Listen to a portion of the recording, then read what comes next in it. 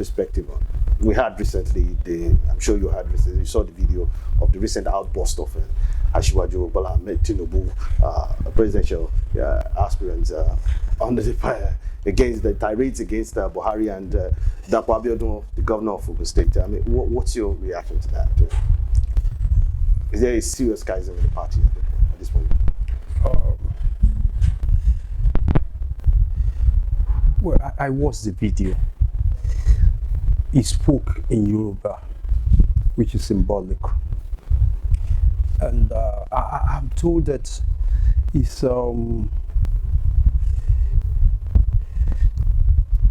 that the text in Yoruba has been sub-interpreted in Hausa, and which has political implications. You know, the implication in my view could be that northern Nigeria, but particularly the poor and the political elite, you know, will likely give ethnic or sub-ethnic interpretation, you know, to its comments. He was obviously annoyed. He was angry, and he did not choose his words carefully. He let loose, and that wasn't the best for a statesman and also for a presidential aspirant. It created a sense of entitlement, and his statements were punctuated by personal and self, and which will not likely assist his political ambition. If you ask me, to more likely create enemies, or rather to create more enemies for him, in my perception. I suppose Senator Tinubu, in his quiet moments, will regret his utterances. They were unguarded utterances. He attacked the person of the president with the subtle reference to Fura. And I would imagine that the Fulanis of ethnic group would not consider such description, funny or interesting. You recall Senator Tinubu said in a statement that it was a tone, that was the word, tone of the Yoruba. And if there was any person who should feel the tone of the Yoruba, it must be Senator Bola Ahmed Tinubu. Is the Nigerian question the Yoruba question? And should we reduce ascendancy to the presidency to ethnic origin or sub-ethnic origin? I appreciate that Nigerian politics has been characterized by ethnic-based politics. There's been serious ethnicization of politics and politicization of ethnicity. But nonetheless, we should work at mediating the ethnic component of Nigerian politics. We should not exacerbate ethnic politics. Its utterance, will more likely exacerbate ethnic differences. And it has the potential to further hit the polity. I'm aware that he signed a press release this morning, which he tried to diffuse and retract. But I'm afraid the damage is done, because he went viral and he went global. So now, how much damage do you think this has done to his bid? No, if you ask me, serious damage, great damage. If you ask me, his chances are dim. His chances of emerging are dim. And he probably has insight that he might not have been cleared to contest, or probably there wouldn't be elections. So he probably thought he should go for the broke and they let loose. I wouldn't expect, with due respect, a person of his political stature to condescend to such level. I would expect of Senator Bola Tinubu's, stature at every point in time to show decorum and civility, and choose carefully words. If you ask me, that's been a major plus for the vice president and the like of the governor of Ekiti, Governor Fayemi. Now, considering the extent of the damage you see, there are palpable fears that if he doesn't get the ticket, if Tinubu doesn't get the party's ticket, because there are concerns that there might be consensus candidate, there are fears that he could bring down the party. Do you see that? What will be the multiplier effect of that on the parties? Well, let me react this way. You recall when Senator Tinubu spoke, he alluded to making President Buhari the president of Nigeria. It wasn't just the holy person, No, just a minute. Yes, but that wasn't a mature comment, if you ask me.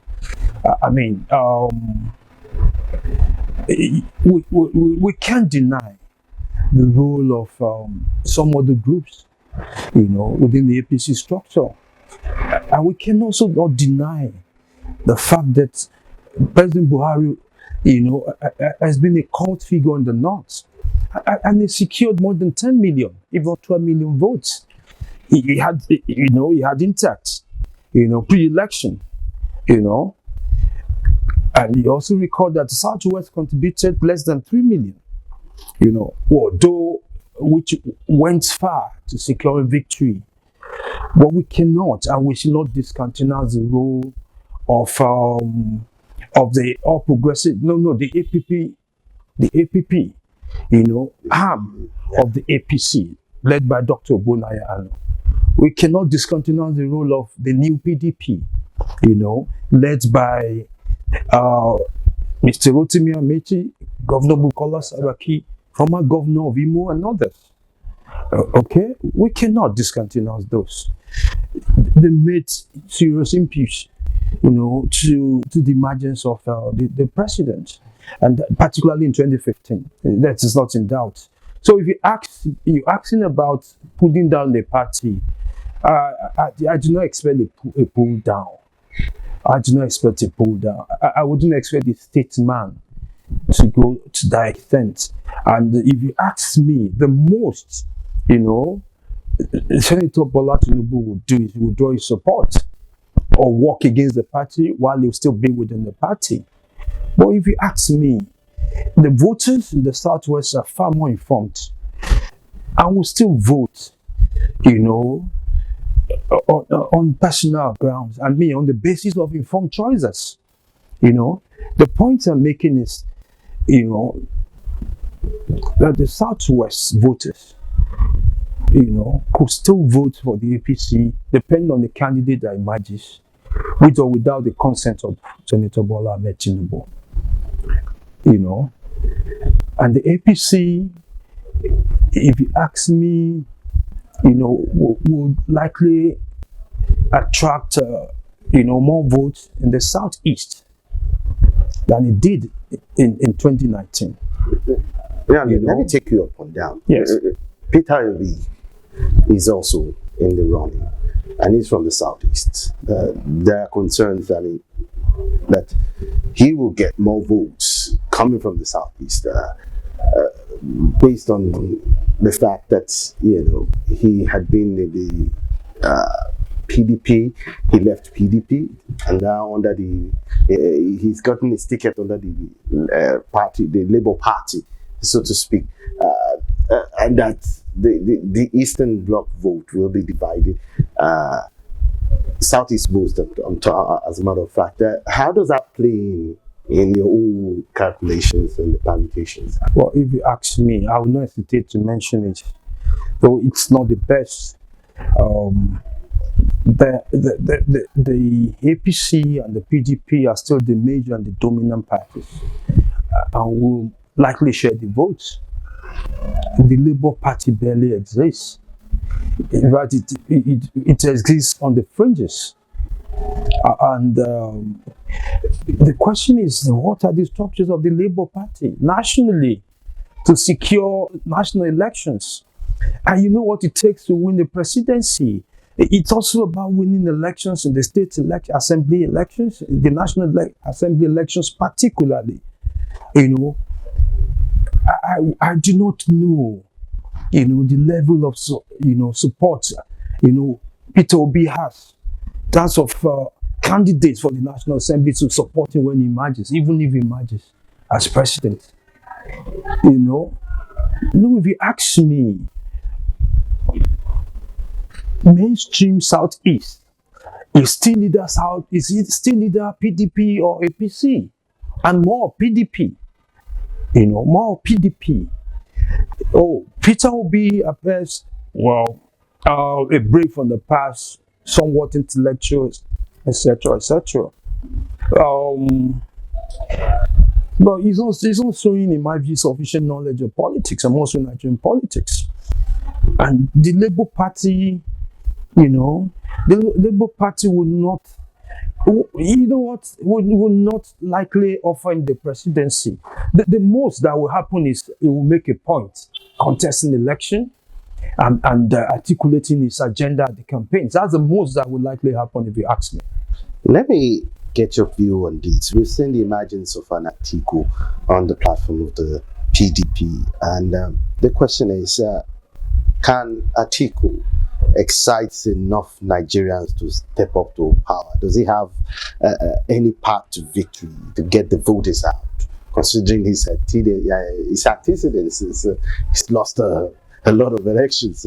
Does he have the ginger, so to speak, to actually win these elections against the APC, irrespective of whoever comes out, emerges eventually as a APC flag bearer?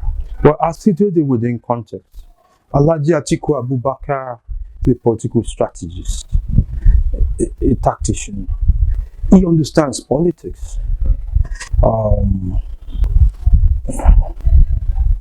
He understands the rules and the sub-rules, and he's an expert at perverting the rules, if you know what I mean. He's a money bag. He has tremendous resources. And you know what Nigerian politics is like. He has what it takes, He has the structures, he has what it takes to attract and compel political allegiance. And you recall that he has structures other than PDP structures. In every party, there's no doubt he would make impressive showing 2023 election. But beyond this, I strongly doubt if Atiku would emerge, depending on 1 or 2 or 3 factors.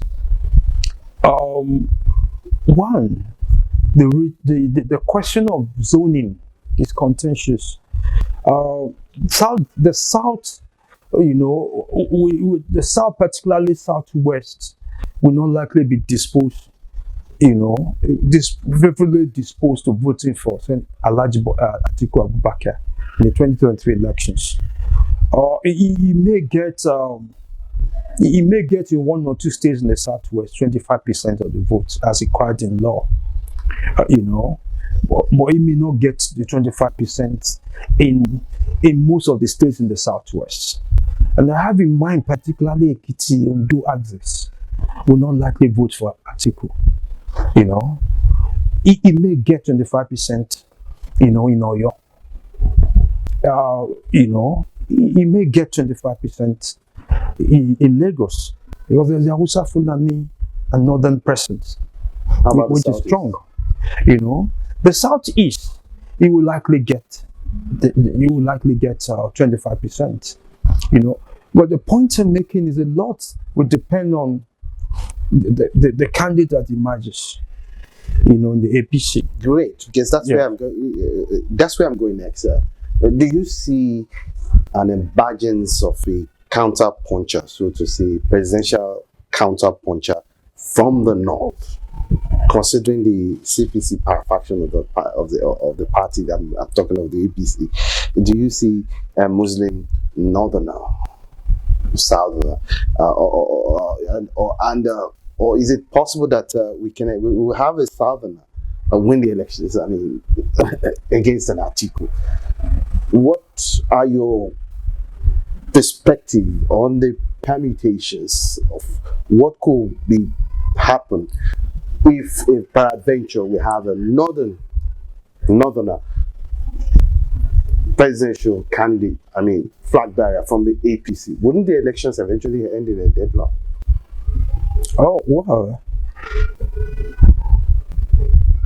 Well, the election will not likely end in deadlock.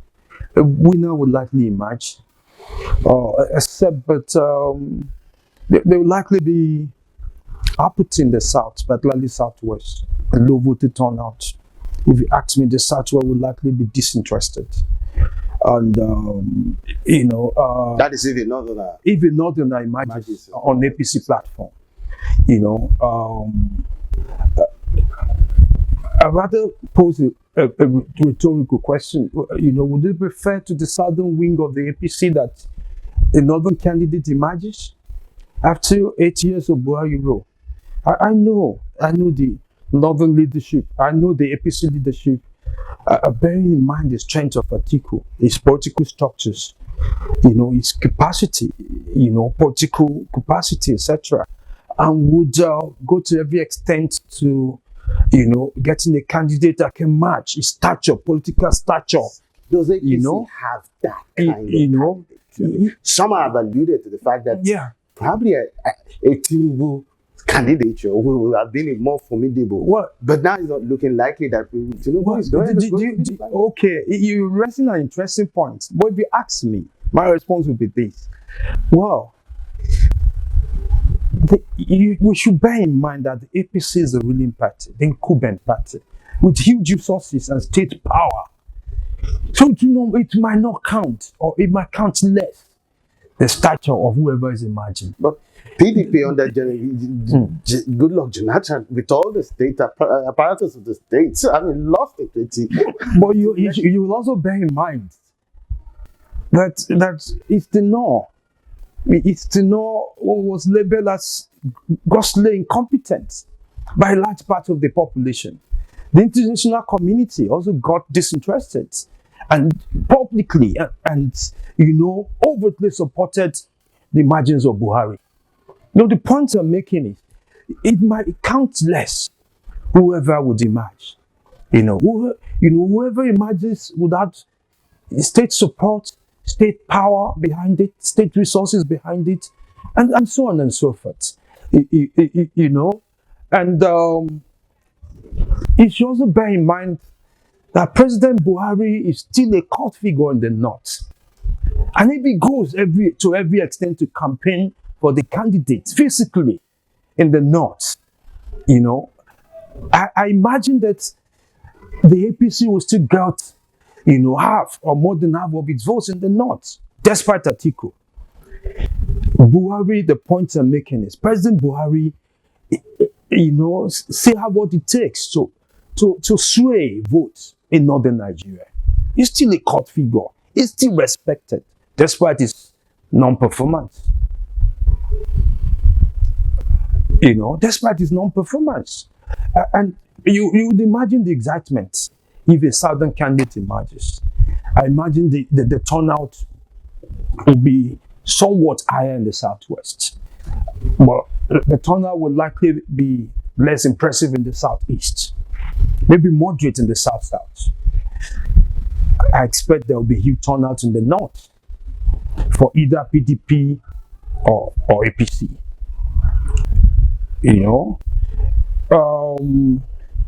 The other question to worry about, or the issue to worry about, is consensus. The margin of a consensus candidate. That is, that's you know, being head is over. consensus candidacy democratic? It is democratic, but far less democratic in terms of rating. Okay, direct election, indirect are far more democratic and far more involving, particularly and participatory. Okay, where APC resorts to consensus candidacy, there would likely be dissent, and some interest within the party will likely work against its chances of winning elections, no doubt. But you know what? The point we should note is the capacity of the political elite to reconcile. Yes, you know, I doubt if, even if the APC resorts to consensus arrangements on Monday, you know, I doubt if that would break the party. I strongly doubt it. I imagine that there will be reconciliations and, you know, here and there, and you know, you recall that there's antecedent. How did the chairman of the party emerge? How did the party, and what happened? There were protests. You know, there were protests. There were other candidates or aspirants, and the governors weren't particularly satisfied. But somewhere along the line, the different interests reconciled for one interest or the other, and so on and so forth. Do you know what the bottom line is? The political elite, you know, will more likely reconcile far more easily than the poor, the urban poor, and the working people, to sustain, to consolidate its class position. It's a class question. Let me ask, Nigerians are more concerned about the fact that whatever the outcome, whatever come what may, either the two political parties, either the PDP or APC, will eventually emerge come 2023. It's as if the system itself has actually been rigged against the populace, because of the fact that they have the financial wherewithal, the money bags. They've stolen a lot of the wealth of the populace, so to speak.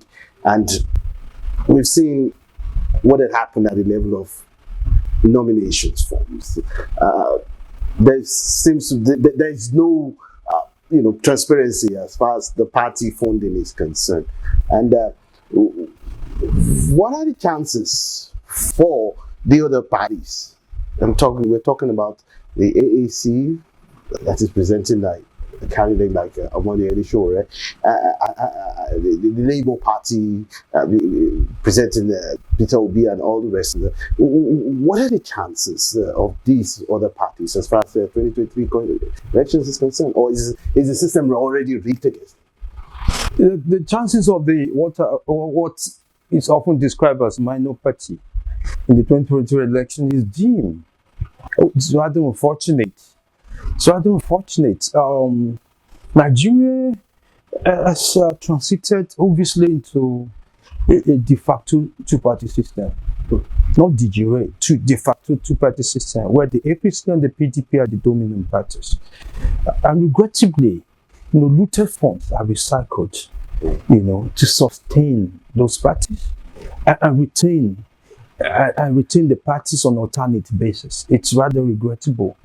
The other issue is, Nigeria pretends to be a multi-party state, but the other political party exists on the fringes, and these other parties are atomized. And the question is, what should we do to transcend atomization? Exactly.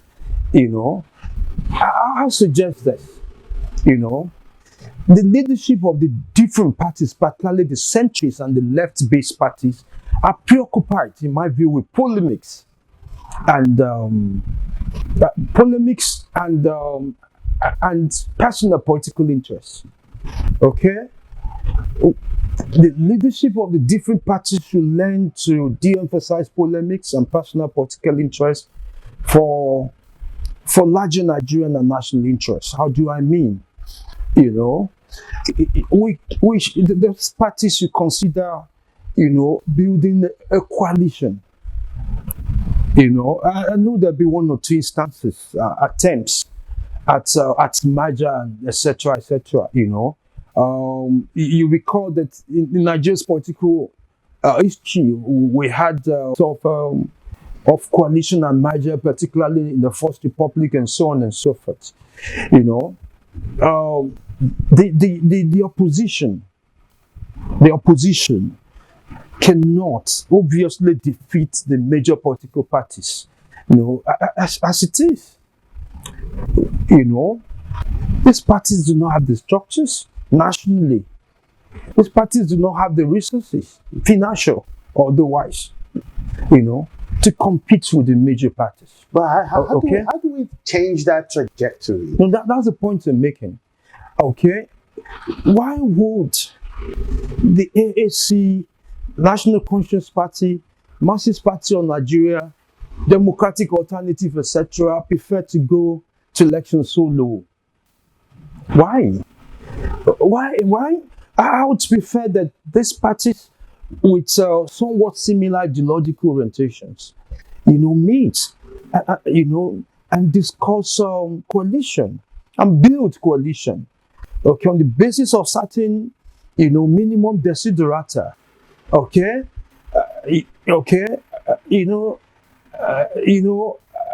to contest elections. If you ask me, it will take a while to build a strong coalition. Well, it's rather late for 2023, but this party should consider, this option for 2027 election. This option of going solo will not work. It will not work against the Bohemians. Major political parties, became Bohemians. To the extent that it will take extra measures and extra intelligence, extra strategy and tactics, to displace either of this party. Yes, we should go extra mile. The bottom line is to build coalition. And I do not think that the leaders of the lesser or smaller parties do not know about the coalitions or the import of coalition. But they're rather preoccupied with personal interests. And the differences are too many. And most of the time, when they meet, the differences, reduce the chances and the opportunity to build bridges and build coalition, and reconcile the differences. No, we cannot dismiss the parties, using these tactics. Let's look at INEC. INEC, a couple of days back, had to extend its deadline for party primaries. Despite the fact that it had said it was not going to shift its ground as far as the extension was concerned, but they eventually had to shift the deadline. Questions are being raised. Why did INEC have to shift its deadline? Is it not, it seems to favor the ruling party, the APC, more, and that it's giving the APC an advantage, an added advantage, and more importantly, they are of the opinion, it's talking about critics, that INEC has now been seen more as an enabler, and it's no longer independent. So questions are being raised as regards INEC's preparedness towards ensuring free, fair conduct of 2023 elections. What's your view about INEC? Well, I would have preferred INEC insisted on the deadline. If you ask me, the deadline was sufficient, the time frame was sufficient to organize a primary. The APC, the ruling party, has been shoddy. You recall that this party could not convene National Working Committee, you know, and you also recall how long an interim leadership, held power before a special convention was held. And you recall the number of times conventions were scheduled and rescheduled and so on and so forth. So I'm not surprised. So the ruling party has shown a pattern for being shoddy and lacking the capacity, to organize. It does appear that the opposition party, the PDP, has shown, a better capacity to organize, in that respect. Concerning the independent, I do not think the shift of the date for the primary is sufficient grounds to doubt the independence of the Electoral Commission. I suppose the chairman of INEC and the electoral body, they're doing their best. And the Electoral Act as amended will likely assist the process of freer elections. I suppose that the elections will add, the tenure of the incumbent chairman, Professor Yakub, suggests that is committed to free and fair elections. Except there have been instances where politicians, became uncontrollable and and went haywire, to subvert in some instances. Otherwise, I do not have doubt about the independence of the party. I have strong. I have some reasons to believe that even if the ruling party loses at the center, INEC would announce the opposition as the winner. And the Electoral Act as amended to assist this process, particularly on the electronic transmission of votes. I doubt, however, if Nigeria and INEC has the capacity to organize successfully electronic transmission. That's my fear. Otherwise, Let me still go back, because this has actually become an interesting topic. A lot of Nigerians, are still fixated on Tinubu's sense of entitlement in his last tirades against Buhari and Dapo Abiodun or another politicians. There are broad hints that if Tinubu is denied the ticket unfairly, he might join Sunday Igboho's Yoruba nationalism quest. What's your reaction to that? I don't understand the links.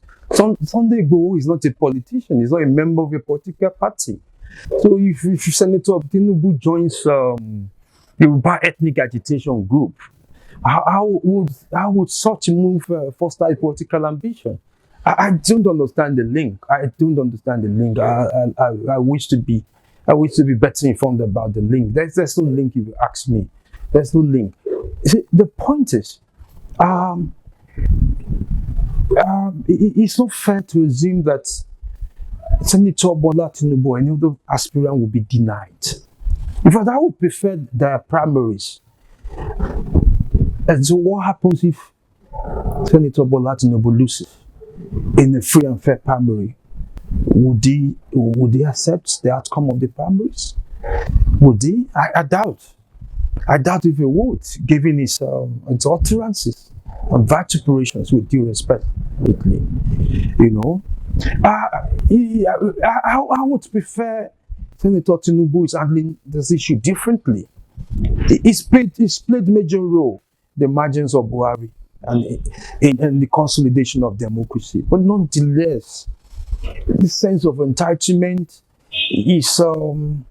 it's not politically correct, and it do not attract friends to him. Okay, He could post his, he could recall his contributions to other means other than the sense of entitlement that it is my turn, and I cannot and should not be denied. I should succeed to Buhari. Who says he should? Who says he should? Away from That Tinubu. is the choice of the Nigerian people. Nigerians at the level of the party and general election will decide. Away from Tinubu. Yes. Another likely candidate to emerge is Professor Yemi Osinbajo, the vice president of the country at the moment. What's your view about that? Well, Professor Osinbajo surprises me. I thought he's a technocrat, but he's behaving more of a politician. He's working assiduously, quietly, assiduously. He's working assiduously behind the curtains. He's been meeting with delegates. He's traveled to virtually every state. He's been very civil. He's been very courteous in his campaign. Okay, he's moderated his statements and pronouncements, and he enjoys some forms of support in the north. Yes, and if you ask me, I got feedbacks that some structures have actually emerged other than the APC structures to work for the vice president in the far north. Okay, but nonetheless, I have one or two worries about his aspiration. Well, the vice president is not a mainstream politician. I'm afraid he may, if he emerges, become a lame duck president who will be dictated to by the far north, the Hausa Fulani Kanuri axis, and it does appear that the far north will be more comfortable with this kind of person. How do I mean? Professor Osinbajo, he emerged from the academia. He's not been a mainstream politician. He can barely point at any political structure anywhere in Nigeria, of his. The mainstream, the quintessential politician will always have structures behind him and for him at every point in time. Okay? He lacks those structures. He does not have it. And that's a major minus for him. And that would embolden, it would embolden the power brokers to prefer his kind of person who could easily be dealt with and handled. So his kind of person will more likely be manipulable and amenable to the manipulable to the antics of the power brokers. These are my first.